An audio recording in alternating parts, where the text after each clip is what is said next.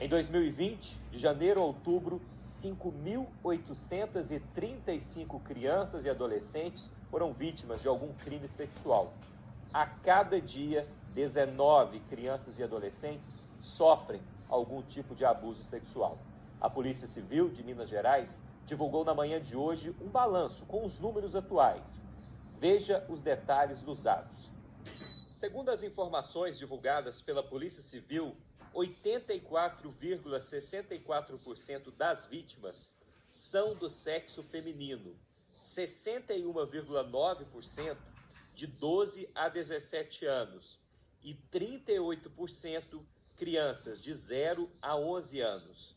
As vítimas do sexo masculino representam 14,58% do total das vítimas. 36,9% são adolescentes de 12 a 17 anos, 63% crianças de 0 a 11 anos. Os números mostram também as cidades com maior número de vítimas em 2020.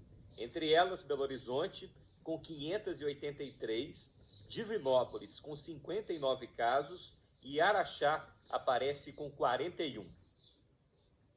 Olha, o levantamento é da Polícia Civil e dá uma noção da quantidade de casos de violência sexual cometida contra crianças e adolescentes. No entanto, devido ao cenário atípico que estamos vivendo, a quantidade pode ser bem maior. Para falar mais sobre esse assunto, a gente chama ao vivo a repórter Aline Fonseca. Aline, se compararmos a outros períodos, o número é menor. Mas essa questão da pandemia, né, isso pode refletir nesses números, né, dando essa impressão que reduziu, mas não, talvez seja até maior. Bom dia para você. Bom dia para você, Kleber, e a todos que nos acompanham. É justamente isso que temem as autoridades, né? Eu estou aqui com o Casé Forte, promotor da infância e da juventude. Eu estava conversando com ele agora há pouco, ele me adiantou o seguinte: na pandemia, né, Casé, as crianças acabam ficando mais em casa. E essas investigações justamente apontam que esse abusador são pessoas que têm acesso à família. Ou seja, esse número apresentado com essas crianças em casa, na verdade, pode ser bem maiores.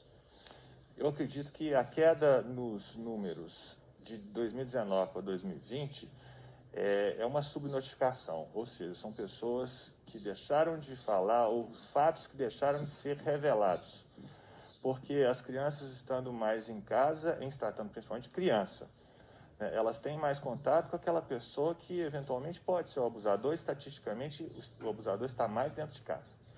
Além disso, fica difícil o contato com a escola, de onde vem a maior parte das denúncias, porque os professores têm esse contato e podem perceber.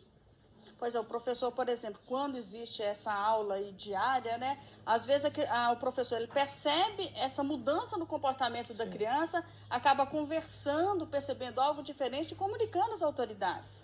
Sim, a maioria das denúncias de abuso sexual intrafamiliar vem dos professores ou então de alguém da própria família, né? E quando a família é conivente ou omissa, como acontece muitas vezes, infelizmente, é só o professor que existe para revelar aquele abuso sexual ou outro tipo de abuso também.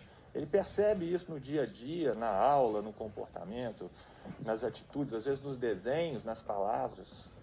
O caso é a preocupação também com esses abusos registrados em adolescentes, né? Sim, adolescentes também. Também podem ocorrer dentro de casa, mas o adolescente já tem uma área maior, ele já tem contato com outras pessoas. Eles podem ocorrer, também ocorrem muito mais na rua, na própria escola.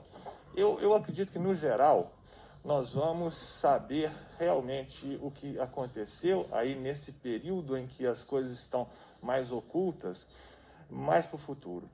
Porque muita coisa ainda vai aparecer. Tem aparecido, a promotoria está funcionando e a gente está recebendo as pessoas, as denúncias, mas todo mundo nota essa queda na notificação, que eu acho que é uma realidade longe da realidade.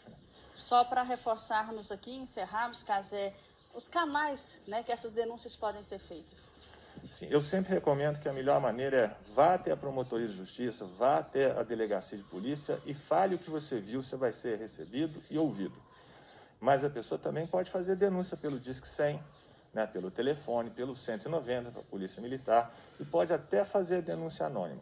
mas reforço, a melhor denúncia é a denúncia que a pessoa faz pessoalmente diante de uma autoridade. Muito obrigada pela sua participação. Portanto, Kleber Correia, como o Cazé disse, as autoridades acreditam que esse número real só vai aparecer mesmo depois que terminar a pandemia e principalmente depois que as aulas retornarem. Até daqui.